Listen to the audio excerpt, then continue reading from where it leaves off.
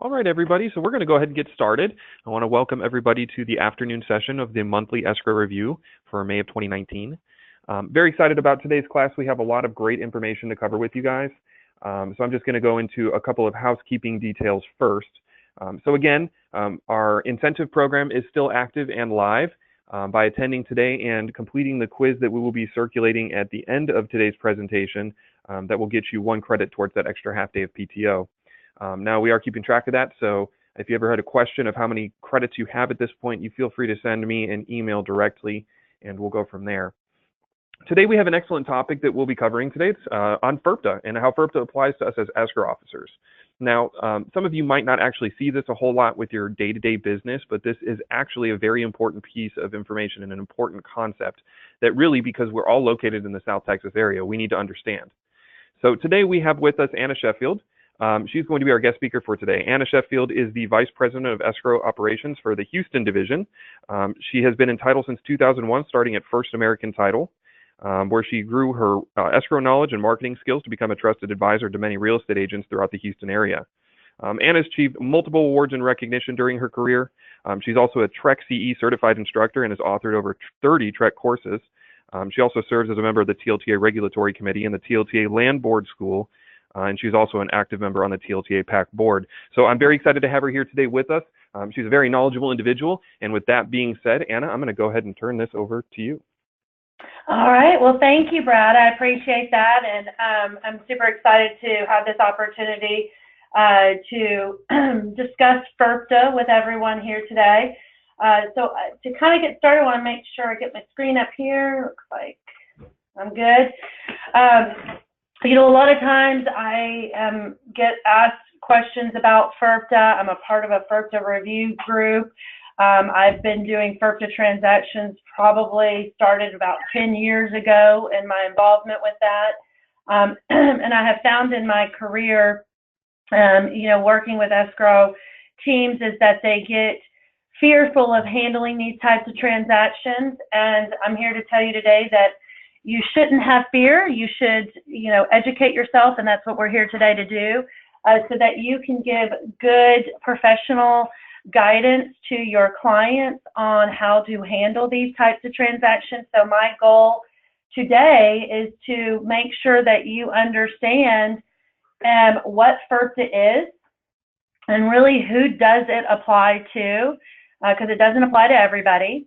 And really having understanding of determining if your seller is to be treated as a U.S. citizen or a foreign person. We're going to talk in depth about those two. A lot of times this is the biggest misconception in our industry about how to determine a seller's residence status. We're going to talk about, you know, the potential risk that can be involved if you do not address FIRPTA during a transaction. There is a risk involved for all parties involved in it. We're going to cover, you know, what transactions would be exempt from FIRPTA, and we'll discuss those exemptions, and then most importantly, which ones do require a withholding and how do we determine those. And the biggest thing is, what do you do? How do you handle a FIRPTA transaction? And what requirements will you have to do? You know, a lot of times I say this as well, is when it comes to FIRPTA, it is not the title company's necessary responsibility to make sure that everything has been done, but we do give guidance in giving people direction of what they might need to do. But we're not tax accountants, we're not CPAs. And so we don't want to actually give those types of advice with regards to that. But there are procedures that we have to follow, so we'll talk about that. And then we'll go into some common FIRPTA examples and then really common questions that I see on a day-to-day basis that hopefully I can help answer, so this way you have the knowledge for handling these types of questions when they come to you. So to get kind of into it, FIRPTA was created by the U.S. government back in 1980, and the reason that FIRPTA came in was we had, you know, foreign sellers who were not paying taxes on the gains from the sale of their U.S. properties. So you would have, you know, sellers that were foreigners that would sell property, and they might have, potential tax ramifications, which they would not get addressed. And, before you know it, they were either on to another home or moved out of the country. And so Congress then enacted FIRPTA, which stands for Your Foreign Investment in Real Property Tax Act. And they created rules and regulations to ensure that those taxes would be paid at the time of closing. So the typical question I get at this point is, why is it that a title company or an escrow officer, or why do we have to get involved when it comes to this law?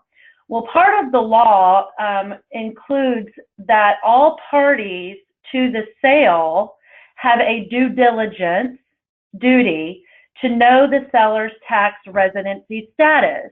So I put the word due diligence in quotes because if you're familiar with our procedural rule, and procedural rule number 1 talks about the responsibilities of an escrow officer. And part of our responsibility that we have as escrow officers is a duty to conserve and properly disperse. It's a duty to care under our exercise of our due diligence. And so therefore, that's where we get involved in making sure that if we are aware of a seller's tax residency being foreign national, and under the FIRPTA rules, the transaction would require withholding, we do act upon making sure that those taxes get paid. We also will talk about a little bit further into this, that there's also a paragraph within our TREC contract that also has some liability that the seller is notifying the buyer through documentation that this withholding is taking place. So with FIRPTA, the buyer is the withholding agent, and they must withhold up to 15% of the contract sales price. Now, there is a little bit of a loophole. We'll talk about that a little bit later, when they wouldn't have to pay 15%. But for the most part, it's 15% of the contract sales price. That does not mean that they pay, hey, I've got a contract sales price, and then I've got closing costs, and then I've got a loan that I have to pay off, and I'm really only making $5,000. So am I only going to pay taxes based on that $5,000? The answer is no. They pay it based on that $100,000 contract sales price, which would be about a $15,000 tax. They must pay the IRS, and this is very important to remember, within 20 days of closing, okay? And that is not business days, those are calendar days. So they have to pay within 20 days after closing, and all parties to the transaction can be liable for the tax, interest, and penalties. So we'll talk a little bit more about what liability and penalties and interest if we don't address FIRPTA and we are aware of it. So that's a little bit about what FIRPTA is. Let's talk about really understanding how do we determine whether or not our seller is a U.S. citizen or a foreign person. So by definition, under FIRPTA law, they have specifically stated a U.S. citizen, and this is where FIRPTA would not apply for that tax, is that they must have a U.S. birth certificate, a U.S. passport, or have citizenship, okay? Those three things right there. They can also be a permanent resident, also known as having a green card. And then there is another factor with being in a U.S. citizen, that if they don't have those above qualifications, they can do what's called a substantial presence test. Now, I'm only making you aware of what this is. By no means would we ever determine whether or not a seller qualifies under this, but basically that substantial presence test states that they have to be in the U.S. for a cumulative 183 days.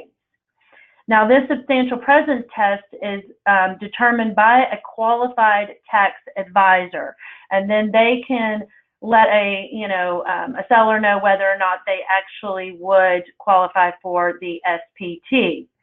If they do qualify, then the tax advisor would give them the information that we could use to provide to the buyer that they would then in life be considered a U.S. citizen. And those are the only qualifications that determine citizenship. Now, what is considered a foreign person? This is or a foreign corporation, and this is where we look at a non-resident alien. And these would be where we would look at FIRPTA could apply. And of course, we could talk about exemptions later on, but being a foreign person automatically states that under FIRPTA law that they would be required to pay a tax.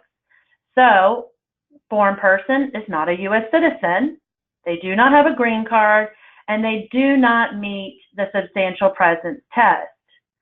The biggest misconception that I often deal with when working these types of transactions or communicating with escrow officers is, hey, my seller has a driver's license. My seller has a social security card. Does that mean that my seller is a U.S. citizen? And the answer is no, because by definition, under the U.S. citizenship, it does not state that just because you have a social or a TIN or a driver's license, does that mean you are a U.S. citizen? So a foreign person could be in the U.S. With an immigration visa, have a valid social security card, have a driver's license, but they are still considered a foreign person, and FIRPTA would still apply. FIRPTA also applies to foreign corporations, partnerships, trusts, and estates.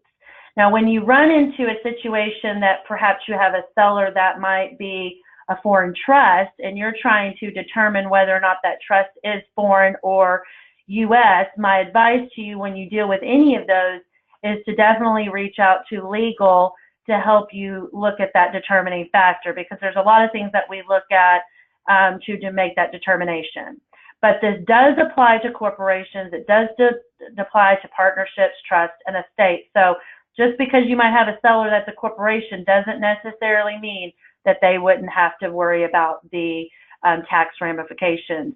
We would have to kind of ask some additional questions. And that's where, at the end of the day, as escrow officers, our biggest thing that we have to make sure we're getting done is that we ask the seller to complete the seller's non-foreign status affidavit. So if you are, my advice when working on transactions is be proactive rather than reactive. I would say, as I've been doing this for 18 plus years, I have found that most of our FIRPTA transactions are being determined at the time of closing. We're not proactively talking to our sellers in advance and asking them to determine their residency status with us, or asking them to complete the non-foreign status affidavit. And so my recommendation would start that process in the very beginning. When you're sending out your seller information packet, send that form with them and ask them to complete that, because if your seller is able to complete that form, then they most likely will fall into the U.S. citizenship. The same thing applies with asking corporations, partnerships, and trusts. They also could complete that affidavit, because there is a section on that affidavit that specifically is addressed for corporations. So if your seller is unable to execute that affidavit, then you will most likely find that they are a foreign person. Now, sometimes we run into the situation where a seller does not want to complete the form. Maybe they don't want to give us their social security number. Maybe they don't want to fill it out. They're not certain. In that event, my first recommendation would be to advise the buyer that we have not been able to obtain that form, and therefore we cannot at this point determine whether or not they're a citizen. And that's where we reference back to our paragraph 20 of our earnest money contract, where it specifically talks about the federal tax requirements. Now, for those of you that have been in the industry for a while, or you've worked with realtors on a day-to-day basis, and you all know this, I usually go to the realtor right off the bat and I tell the buyer's agent or the seller's agent, hey, your seller is not wanting to provide us with this affidavit and they're not in compliance with paragraph 20 of the contract. And the first thing that I usually hear back is, what does paragraph 20 say? Right? And you think to yourself, wow, okay, are you not familiar with what it states under the federal tax requirements? And this is where we need to be educating real estate agents to let them know that this is not something capital title requires. It's not our requirement. It is a requirement pursuant to your TREC 1 to 4 family.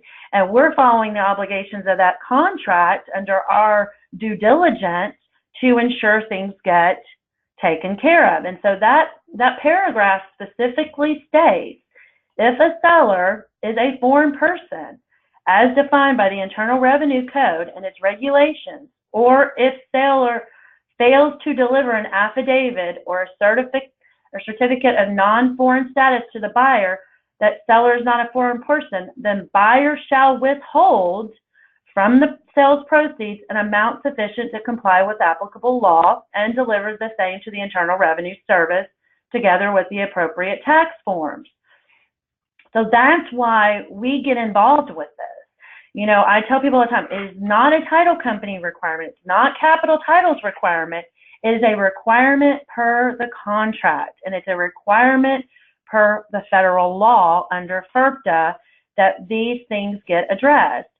So if you have a client that refuses to provide that affidavit or certificate to you, we do have the ability to ask for documentation to support their citizenship, such as their birth certificate, their passport, or their green card. And it is a requirement that the title company keep this information in their files with the affidavit or any documentation to support this citizenship or their, tax residency for up to 5 years. So one of the things that can get us in trouble is if we don't have that and, something were to happen later on, the buyer moves in and then all of a sudden they get this surprise notification from the IRS that there's, taxes to be owed, and then they call us and they're starting to question it. And if we don't see the documentation to support that, there is a level of liability that we have in regards to that tax. So very, very important that we do that. And again, really making sure that you understand the determining factor between citizenship and foreign person is about the supporting documents. The thing that I don't want us, I want everybody to please remember, again, just because a seller has a valid U.S. driver's license or a social security card does not mean they are a U.S. citizen. They could still be foreign. And this is the #1 question that I'm asked regarding FIRPTA. And it's usually, hey, my seller has a social security card. It's been their primary residence, so FIRPTA doesn't apply, right? Wrong. That does not mean that FIRPTA does not apply. We need to ask about their tax residency as far as citizenship. So it's very, very important to remember that. Okay, so now that we've kind of discussed, understanding FIRPTA, talking about whether or not we look at our seller's determining factor of whether or not they're a U.S. citizen or if they fall into the classification of being a foreigner, I want to cover some general rules that FIRPTA has. So the general rule is the buyer of the U.S. property from a foreign person must withhold that 15% remittance of the sales price. The buyer pays to the IRS within 20 days of closing, right?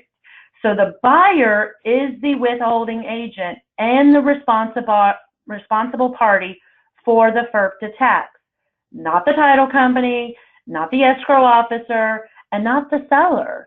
So when these tax forms are getting completed, it is the buyer that is getting them completed. They are the withholding agent, and their information is what goes on these tax forms. So that is extremely important to remember. We've had transactions, unfortunately, in the past where FIRPTA applied and the escrow officer ended up putting the title company down as the withholding agent. And when the tax didn't get paid correctly and there was an issue, they came after Capital Title, not the buyer, because they had listed us as a withholding agent. So there was a significant tax ramification that came from that. So the most important thing to remember is we are not the responsible party. We are just ensuring that the tax gets paid per the contract and the law. So there are penalties if you do not pay these taxes. There is a hefty penalty that is fined. So there's basically two determinations that the IRS looks at, is non-willful and willful failure.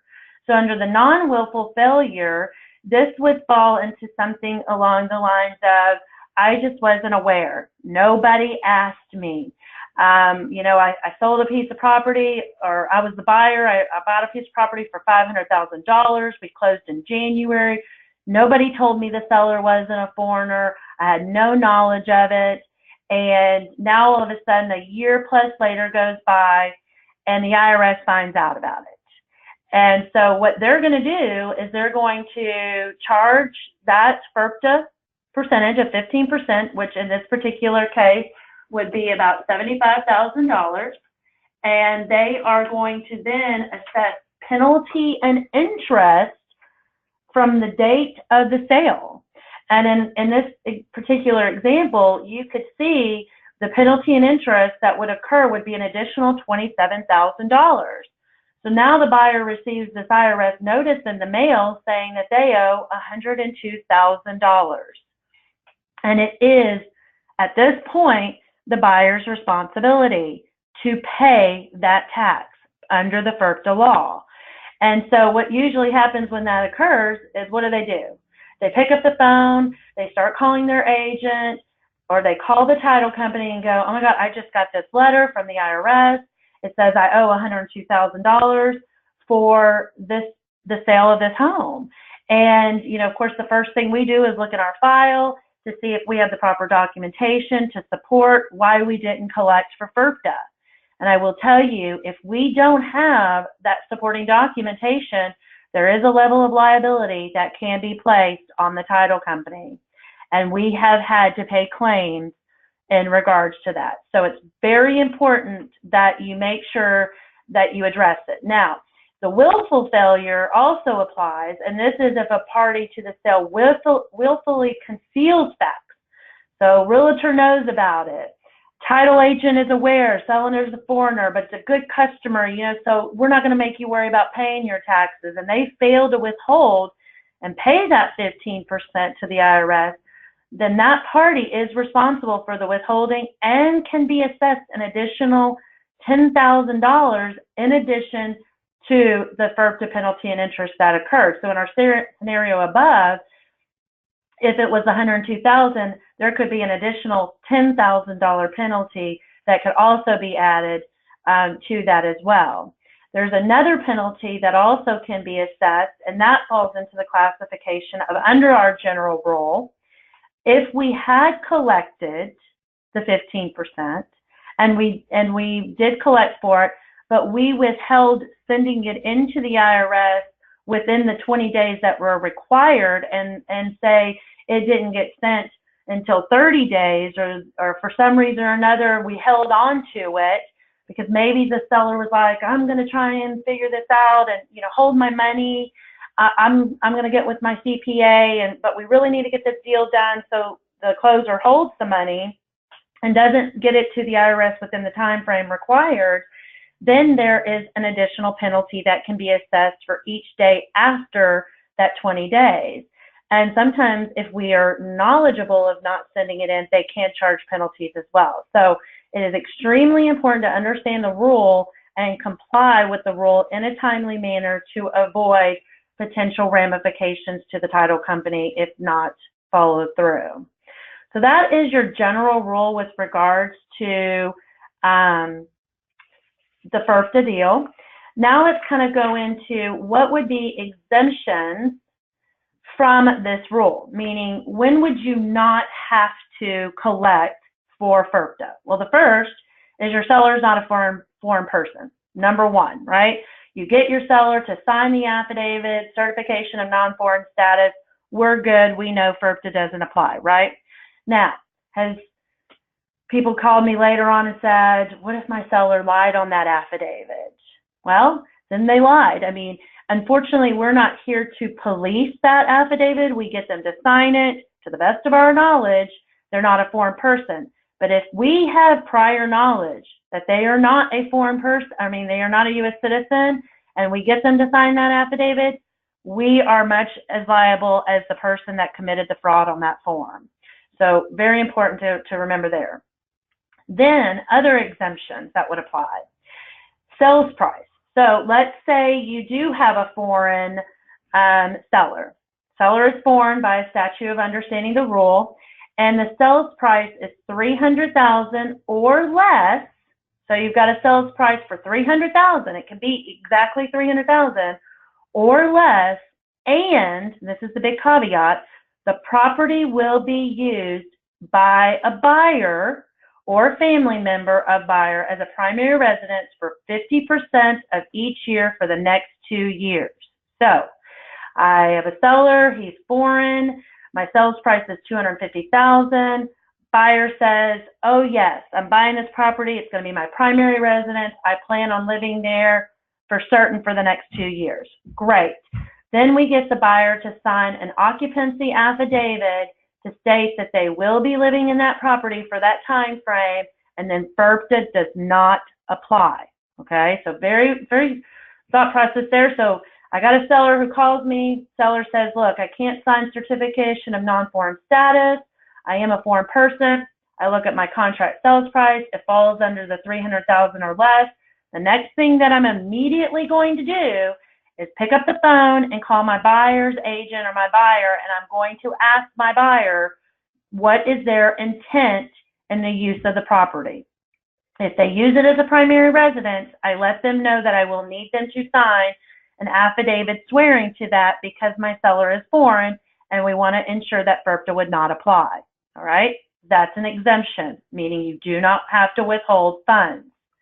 The other exemption is a seller would be able to obtain a withholding certificate from the IRS. Now, a withholding certificate from the IRS is basically where a seller completes an application or they begin to do their taxes. It's like a pre-tax, return that they fill out and they send to the IRS. The application is submitted into the IRS, and it's basically them showing if they do have to pay any taxes. So they might look at it and go, yes, I bought the property, but I've had, losses. I don't owe any taxes. So they submit this application to the IRS. The process can take anywhere from 30 to 90 days. The seller must have a tax identification number to do this application. And that process can take anywhere from 4 to 8 weeks. So, all in all, if they go this route of getting a certificate, it is definitely something we always want to make sure that they're doing right in the beginning of the process. As a matter of fact, when I talk to agents regarding this, I suggest they do it the moment they find out that they're taking a listing and their seller is a foreign national, because it's really the best way to eliminate having to pay the 15% remittance. I have seen where they can get these certificates within 30 days if they have an aggressive tax accountant helping them. But so it is a way for them to get a withholding certificate that states that they owe no money, or if they owe money, they're going to tell them how much that they owe. So if approved by the IRS, they will actually send them an actual certificate with the amount required to be paid or no funds at all. One of the things that I will mention here, which is very important, and we've had losses and issues on this, is capital title will not close when we know it's just in an applicational phase, meaning sellers called us up, they said, hey, I filed my withholding certificate with the IRS, I haven't gotten the certificate in, but I know my buyer needs to close tomorrow, can we go ahead and close and hold money in escrow? No, we will not do that. And here's the reason why. We have seen where when someone submits their application into the IRS, that the IRS denies it, and they have to pay the IRS. The other thing is the IRS rule, if we remember about going back to our rule here, our general rule says that the buyer pays to the IRS within 20 days after closing. So if I were to hold money in escrow because somebody's waiting on their certificate to come in, remember that process can take anywhere from 30 to 90 days. So if I close a deal, the clock starts ticking. And if we don't get that check to the IRS within that 20 days and we're holding money in escrow and it's, 30, 60 days later, the IRS is assessing penalties and interest. And we don't want to be liable for it, and it's just too much liability when we need to actually have the certificate to know what needs to be collected. So keep that in the back of your mind, is if someone tells you that, they must get that certificate in order for us to close. So it's not just on the application. Very, very important to remember. And again, guys, I'm only giving you this information so that you have some knowledge to share with your clients.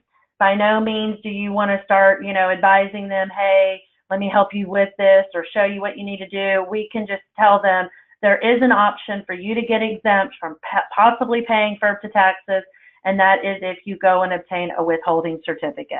If the clients ask you about it, tell them they need to seek legal counsel through a tax consultant or a CPA. Okay, so those are these exemptions from the rule where you would not have to pay as long as you meet those requirements.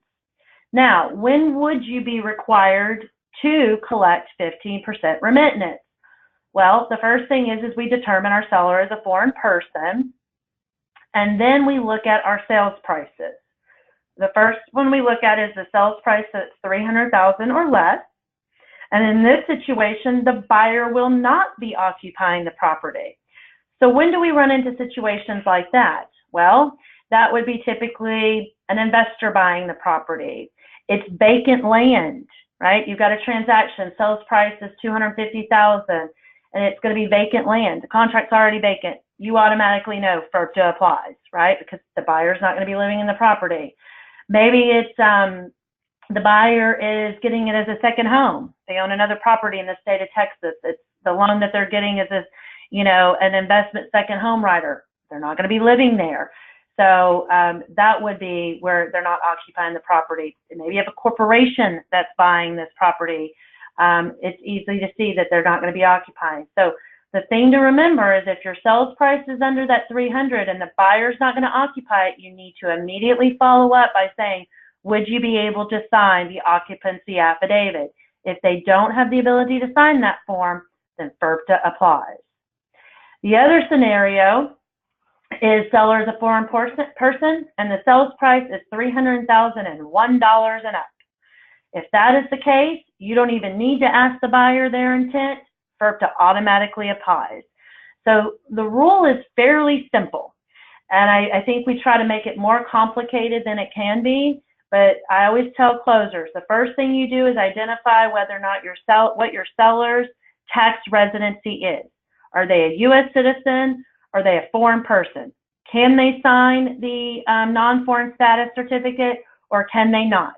If they are a foreign person, you immediately look at their sales price and you determine, is it $300,000 or up or less? If it's up, FIRPTA automatically applies. If it is less, you ask the buyer what their occupancy will be on the home, and depending on what they tell you, will determine whether or not FIRPTA applies, and those are the only scenarios that you run into.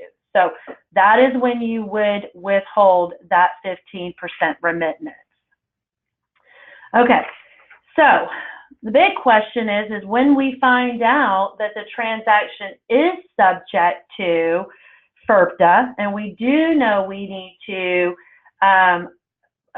collect for those percentages to be paid, what should we as escrow do? Well, the very first thing I automatically recommend is immediately advise the clients to speak to a CPA or a tax accountant. We are not licensed in that field, and we cannot give advice as it relates to it. What we can do is give them what we would require from a documentational standpoint at the time of closing, right? So what do we require to be done at closing? The first is they must complete Form 8288. This is actually completed by the buyer because they're the withholding agent, and the buyer is required to sign that form, okay?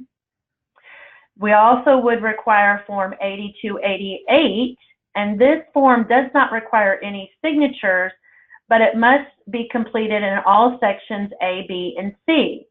Now, one of the things I will tell you on this particular form, as well as the 8288, is it does require social security numbers.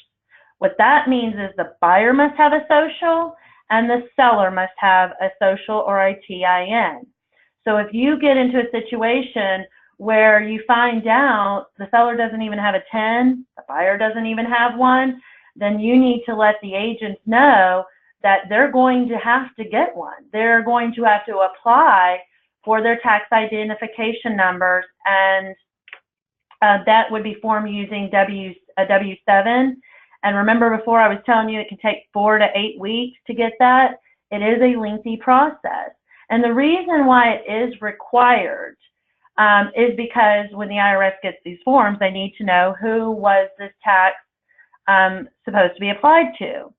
Now, I have had situations where the seller doesn't have a TIN, not a social, but the buyer, everybody's agreed to pay the tax, and the seller says, look, I don't have the information, we don't have time to wait, we just want to proceed with closing, and we're not going to put our social security numbers on that form. That is a decision that they can make. It is required on the forms, but the reason why it's required primarily is because if those clients ever wanted to get a refund, now we hold up to the 15%. We're not saying that's exactly what they owe in taxes. That seller, after closing, could go in and request a refund, do their taxes, find out that they didn't have to pay the 15%, maybe they only owed 5%, and they want to get their 10% back. If they do not list their social security number on these initial forms, they're going to have a very difficult time requesting their refunds. And so that's one of the reasons why the IRS wants that information on there. Again, I'm just giving you knowledge. I would always advise you to tell them they need to seek legal advice by somebody that actually handles these situations. The other form that is required is Form 8821. This is required to be completed by both the buyer and the seller, and Form 8821 is just in the event that they always needed to request a copy of any of the information to verify. This would be a form that the IRS would need to do so. Now, those are IRS forms that are required. What does Capital Title want to make sure we're doing?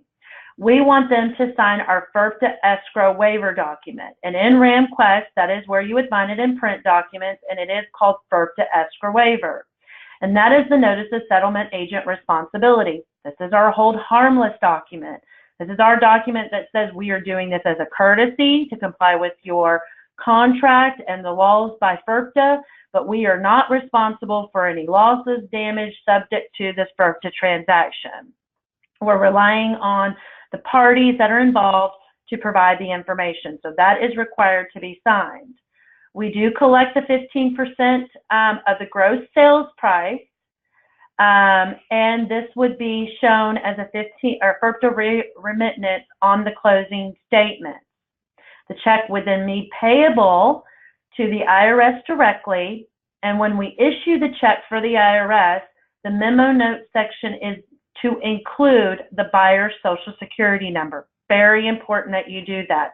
That way, in case the check gets separated from the forms, they have the information on who it should be applied towards.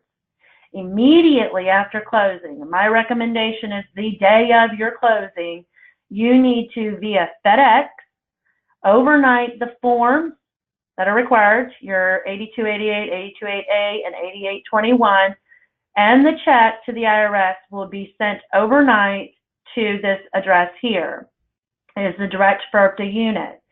I always recommend to everybody that once you have done this, that you set a calendar reminder and, you know, within 10 business days in 10 calendar days to follow up directly with the IRS to ensure that the check was received, that they received the forms, and just to confirm. I mentioned via send it FedEx overnight. I would also recommend that you have a signature required so we could say who signed for it when it was delivered, because again, the clock starts ticking and we don't want to have any responsibility for any potential penalties and interest if it doesn't get there in the time frame required. The other documentation that we need to make sure we're doing is the seller should also complete their 1099-S and marking box for foreign seller. The escrow agent also needs to make sure that in RamQuest that they do not generate 1099, but that we check that the seller is a foreign person, and I'm going to show you that here in just a minute as well. You need to provide copies of all documentation, including the non-foreign status form, if it does apply to both buyer and seller in comply. You want to make sure you upload all documentation that you have for FIRPTA with a copy of the check into FileScan and label it FIRPTA documentation. These are some websites that I provided, and I will be giving my PowerPoint with all the handouts and this information after this training, so you have this as well. But these are great websites. You know, in the event you have to email somebody, there are direct links to accessing these forms if they need them with the IRS directly. So I'm going to take a moment here, and I'm going to actually pull up these sample FIRPTA forms. Again, I will provide you a copy of these forms. Again, you're not to advise on how to complete them. We're not to complete them for them. I have only given this to you as a sample. The reason why is we believe that the forms come to us, and of course what I would like us to do is look over them and make sure, did we get the information? Because if not, you need to say, hey, you need to make sure you complete this form. It's an incomplete form, because the last thing we want to do is send everything to the IRS. It's incompleted when we might have knowledge of that. So I talked to legal. We kind of came up with some of these samples. I'll send this to you all. This is Form 8288. This is what 8288 looks like A. Again, remembering it's buyer social, seller social, so it's really important that they have both of those. Then you have Form 8821. Here's a copy of what that looks like. And then we get into our forms. So when I mentioned that one of the forms we have to provide is our 1099-S, this is something you would have to edit. So this typically pulls in all the information that's added into order entry, but you would have to go down below here to where it says transfer is a foreign person, and you would need to say yes. Technically, it always gets pulled in with no, but you would put yes if FIRPTA applies, and you do give this to the seller at the time of closing. It is required to give to them. This is the Notice of Settlement Agent Responsibility. Again, this is pulled directly out of RamQuest. This is our Hold Harmless Agreement, where the buyer signs this document. Then you have your seller certification and non-foreign status. It's extremely important that this is completed in its entirety if the seller is able to sign this. Again, they must complete their tax identification number and their address. I see these forms all the time. They're just signed and nothing is completed. That is an invalid form, and we require it to be completed with that information. The other one would be the buyer's occupancy affidavit. This is called the buyer's certification under the FIRPTA Act, and this is where the buyer would certify that they are going to be living in the property, that the sales price did not exceed $300,000, that they are going to stay in it for at least 50%, and this is our certification. So if anything were ever to come back later on down the road, we would immediately go, okay, no, the buyer signed this and said they were going to be living in the property as their primary residence, and so here's our documentation to prove it. This is our checks and balance. The other form that we didn't really get into, and I'll talk about it now, is in the event that the buyer and the seller, we know FIRPTA applies, but buyer and seller say, you know what, title company, we don't want you to be involved. We're going to take care of this outside of closing. We're not going to worry about it. We're going to seek our own independent advice, and you do not have to deal with this. In the event that someone or both parties agree to that, we can proceed with closing without collecting the FIRPTA tax. But they have to sign this document that tells us that they are not going to hold us responsible. They would still sign our escrow waiver of notice of responsibility, and they would sign this form in conjunction with that, okay? So back on my slide presentation here, you'll notice on this next one, these are the things that you would do. So first one, if FIRPTA does not apply, right, we're not paying the tax, FIRPTA does not apply, you're always going to get your seller's non-foreign status, you're going to get your seller to complete your 1099, you're going to get the seller to complete their certification of no reporting on the 1099, and we always want to get our escrow waiver of notice of settlement responsibility. The other thing is if FIRPTA, as I mentioned before, does apply, but buyer and seller said, you know what, we're not going to make you responsible, we're going to take care of it on our own. This is the requirements that we have in regards to that. Now, the other thing to remember, which I don't have on this slide here, but please make note of this, is in the event that buyer and seller agree to handle it outside of closing, and there is a lender involved on the transaction, we also have to get in writing from the lender that they do not wish for us to collect for it, that they're willing to let us close without addressing FIRPTA. Here's the reason why. We issue a mortgagee's policy, and in that policy, it ensures that the mortgage company is in first lien position. Well, if for some reason buyer and seller don't, or take care of their FIRPTA withholding, in our scenario above where it's a $500,000 deal, and all of a sudden a year later the IRS hits the buyer with a $100,000 lien or notice, and then the buyer just chooses not to pay for it, the IRS is in subordinating lien position. And we could have a level of responsibility for ensuring a mortgagee's policy to a transaction that did require, if we did not notify the lender of this issue. So we need to also have something in writing in the event that they want to handle it outside of closing. In my experience, I don't know about why a buyer would ever want to do that, because it's just way too much liability, in my personal opinion, for them to close a transaction when FIRPTA applies and they know that there's a tax that needs to be paid. I've seen it happen one time, and it was a family member to family member, and they didn't want to deal with it. So, but other than that, that would be the only time we would allow something of that regard to take place.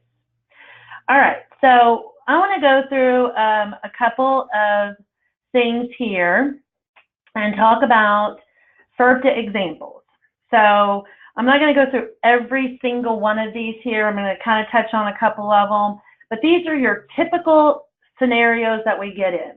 Seller is not a U.S. citizen, sales price is $250, and buyer does not intend to use the property as a primary residence. Does FIRPTA apply? Or excuse me, does intend to use? Then the answer to that is no, it does not, because your sales price is under $250 and buyer does intend to use the property.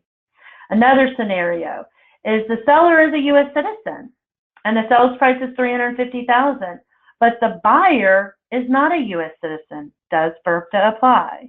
No, it doesn't, because it doesn't, FIRPTA's rule does not state that the buyer must be a U.S. citizen. So it's only about the citizenship of the seller. Another one here. Sales price is above $300,000. Seller spouse, who will be signing as pro forma to their homestead property, is not a citizen, but is a resident alien with a green card. Does FIRPTA apply? Yes. It has nothing to do with homestead property. They, even though they have a green card, my sales price is above $300,000, and FIRPTA would still apply. So those are a couple of scenarios that you see here. I'll send you the answers to all of these for your future. Some other common questions that I typically get, on my FIRPTA review group I hear is what to do when FIRPTA applies, but the buyer is not a U.S. citizen and doesn't have a TIN. Well, the buyer is going to have to apply for one in order to complete the IRS forms. What to do when there are two people in title and one of them is a U.S. citizen and the other isn't? Does FIRPTA still apply? Yes. So the way that this works is if there's not an exemption and you have two people in title, let's say it's husband and wife. Husband and wife own a piece of property, sales price is $350,000, then it does apply. But they don't have to pay the full 15%. It would actually be half of the amount because one is a U.S. citizen and the other isn't, so it's only a 50% of the 15% remittance.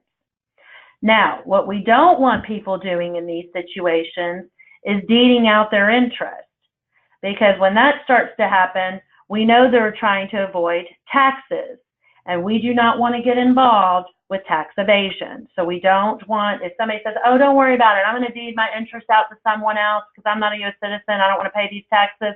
It doesn't work that way. We still have knowledge. It is still a sale, even though you're deeding, and FIRPTA would still apply. The other scenario we run into is sales price is $310,000. Buyer's going to live in the property as their primary residence, but it's over $300,000.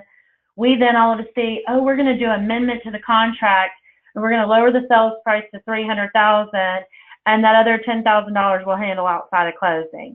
Absolutely not. We have now prior knowledge, and again, that falls under the classification of willful penalties that could be applied, and we could be responsible. Can we close a transaction when FIRPTA applies? Agent told escrow officer the seller's form, but the seller refuses to provide documentation. They want us to go ahead and close. Don't worry about it. No, we can't do that. Unless the buyer agrees to not collect for those taxes, we have to give advice and tell the buyer that this could be subject to FIRPTA.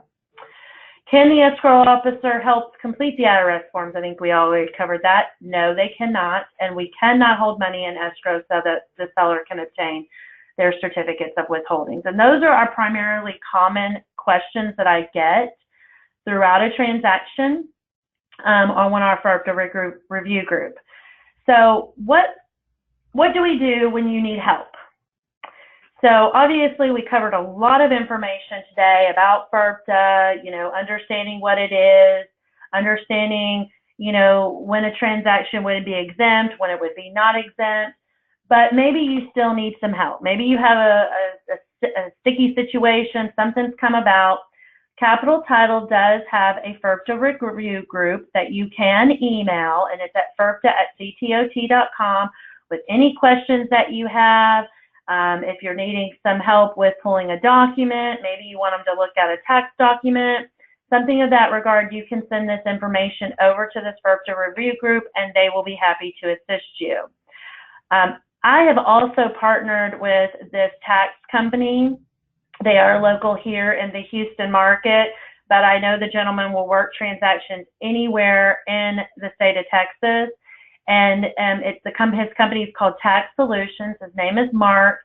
Very smart gentleman. He handles primarily these types of deals with foreign nationals. I've given his contact number, his email address. He's been able to turn things around in a very quick, timely manner when we may found out at the closing table that FIRPTA now applies, and we make some calls, and he's been a good resource for us to be able to give to our clients. So, my recommendation would be if you don't have someone, maybe in your market areas, you guys find someone that, you could pass information on to, because we all know, maybe real estate agents don't have somebody, or the buyer doesn't know, or the seller doesn't know, and they're looking for advice. It's good to have somebody that you can pass their information on to tell them, hey, here's somebody that can help you out. So that kind of concludes my end of the presentation. I hope everybody was able to get a good grasp and understanding a little bit more about what FIRPTA is, how to identify from a seller's perspective if they're a citizen or a foreign national, understanding when a transaction would be exempt or non-exempt, and then really what do we need to be doing on the title company side to make sure that we're taking care of this. And in my experience, it's so viably important that you be proactive in your approach. when you're dealing with any transaction of that matter. But we make phone calls. Pick up the phone. Call your listing agent. Call your seller. Ask them some questions. If you feel uncomfortable asking about, their citizenship, or if they're a U.S. citizen or not, ask them, hey, can you complete the non-foreign status affidavit? This is a form that's going to be required per your contract. We need to make sure you can execute it. And if they're not, that leads you into understanding that there might be, potential FIRPTA ramifications. Getting involved with the listing agent in the very beginning and finding these things out are really going to help avoid a potential closing delay, because in my experience, as I said before, most of these things don't pop up until we're sitting at the closing table. And that's the last time you want to, that's not the place that you want to be addressing a tax issue. And sometimes these can be substantial tax amounts that need to be collected. So I will end with that. Brad, I know that there might be some questions, or if anybody has any questions at this moment, I believe you're encouraged to go to a chat and do so, but I'm going to stick around here and answer any questions anybody might have. Well, perfect. Thank you very much, Anna. I appreciate that information, and I really hope everybody found that as beneficial as I have. We do have a couple questions in the chat, so I'm just going to go ahead and ask them. And Anna, if you could give us the answer for those, that'd be appreciated. And I went ahead and put these questions on a Word document so you guys can see this as well. So first question is, if a foreign national has a W-8 signed by the IRS, do we still have to do withholdings? Well, that's a good question. So on the W-8, it would just depend on what that document looked like, as far as if they are going to be required to collect for anything. So again, what my suggestion here is, get a copy of it, send it to the FIRPTA review group, let us look at it, and then we'll tell you whether or not a withholding would be required. Perfect. So next question, just as a recap, does FIRPTA apply when the sellers are U.S. residents? No. Perfect. The last question so far is, and we've been over this one, but I want to address this again, is the green card one of the tests for not needing to withhold via FIRPTA? Yes. So if you've got a green card, then you are considered a U.S. citizen as defined by the FIRPTA law. So you do not have to withhold. The same thing as if the seller is a U.S. resident, then FIRPTA doesn't apply. So it all, again, goes back to, are they a U.S. citizen, or are they considered a foreign national by definition under the FIRPTA laws? Perfect. Well, I am caught up with questions in chat, so I'm going to give it about 60 more seconds. If you guys have any more questions, feel free to put them in the chat, and we'll get them answered for you. Otherwise, I appreciate everybody attending today. And again, if you are watching this webinar on somebody else's computer, please make sure that information ends up in the chat so that I can make sure everybody that has attended does get credit and a copy of the quiz. Please remember that you will need to complete that quiz that you will receive shortly after this webinar concludes in order to receive credit for today's session. It is a quick 5-question quiz, and it is multiple choice this time, so I'm not going to be totally evil and make you guys fill out an SOL application again, but this is good information. It's a good test to make sure that you really were absorbing this information, because this is, again, a very important concept that we see pretty consistently here in South Texas. Just want to recap that you will indeed get a copy of the slides from today's presentation. Obviously, this contains a bunch of crucial information, so when you receive a copy of these slides from the email that I'll be sending shortly, be sure to save those slides somewhere that you can readily access them, as they will serve as a great resource for you moving forward.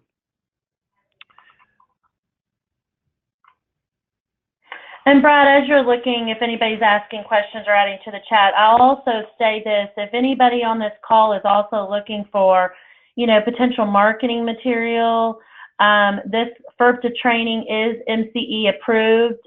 So if anybody's an MCE instructor and they want to be able to go out and teach this class, it is also licensed to be able to do so. I can send you the one that I use for real estate agents. If you go to the employee intranet, there is also marketing flyers that are specific for FIRPTA as well that you can provide to your clients too. Perfect. And this is information that realtors will find beneficial. I can tell you that from personal experience.